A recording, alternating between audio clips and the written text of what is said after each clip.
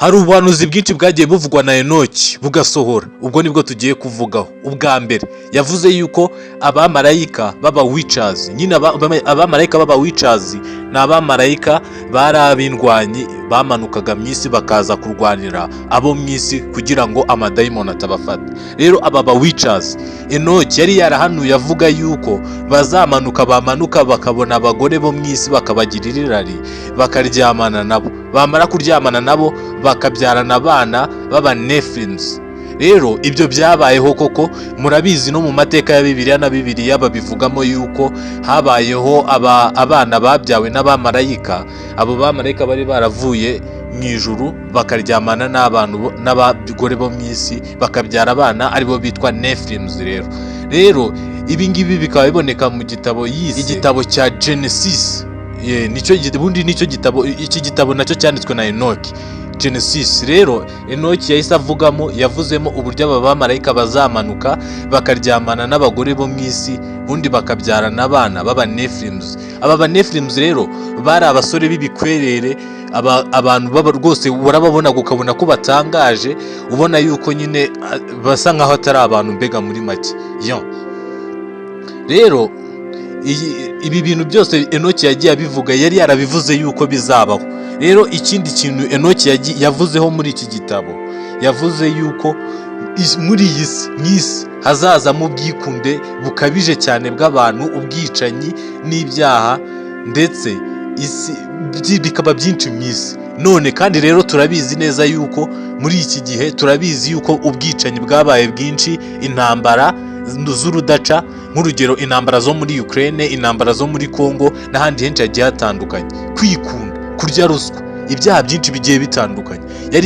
Enock yavuze yuko bizaza bikabata abantu mu gihe cy'irangiza by'isi, byose bizaza abantu bagatangira kwikunda, abantu mbega abantu bakabatwa n'ibyaha.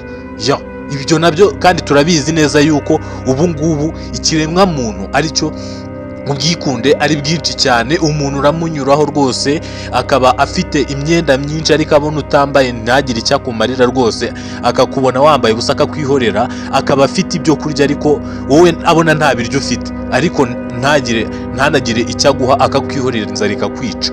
Kandi n'ubwicanyi turabizi ahantu henshi bagiye bitandukanye, habonetse ba Sitiyokira benshi bagiye batandukanye, dore no mu Rwanda yarabonetse uwo bita Kazungu. Abantu bica rwose bafite uburwayi bwo kwicana, ubwicanyi ngo buzaba bwinshi mu isi. Rero abantu bagiye bicana byinshi bigiye bitandukanye, n'ibyaha byiyongere, ubutinganyi dore bwaraje, turabizi neza rwose ubutinganyi muri Amerika rwose basigaye babifata nk'ibisanzwe. Ku isi ibyaha byiyongere, umuntu ajya kuri icyaha rwose ari ukwishimisha rwose. Haje n'iminsi rwose baravuga yuko umunsi ari uwo kubeshya byinshi, nyine abantu bajye bakora ibyaha bumva ko ari utuntu tworoshye batagitinya ibyaha. Kandi ikindi kintu Enock yahanuye ni imperuka y'isi. Imperuka y'isi rwose Enock yarayihanuye, avuga yuko mu impera y'isi rwose hazaba ibintu biteye ubwoba, abantu bazabona ibintu biteye ubwoba rwose. Ariko nanone avuga yuko ku imperuka y'isi ubutabera aribwo buzakora gusa, nta bintu byo kubera ntaki byose. Umuntu azabazwa ibyo yakoze, nta bintu byo kuza ngo baje kumubeshyera rwose, bya bindi nyine abacamanza bakora bakabeshya ati ibyo byo ntibizaba. Umuntu azashinjwa ibyo yakoze, ahanirwa ibyo yakoze, kandi ngo ibintu bizabaho bizaba biteye ubwoba. Niyo mpamvu igitabo cya Enock kidakunda kuboneka ahantu henshi, ariko nafashe umwanya ndagisoma. Byarafunzwe, ntago wapfa kukibona ahantu henshi hagiye hatandukanye.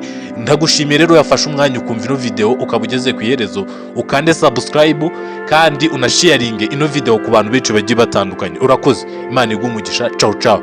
Turakora ibindi biganiro byerekeranye n'ibindi bitabo byinshi bigiye biteye ubwoba n'ubuhanuzi bwagiye bubaho. Urakoze, Imana iguhe umugisha.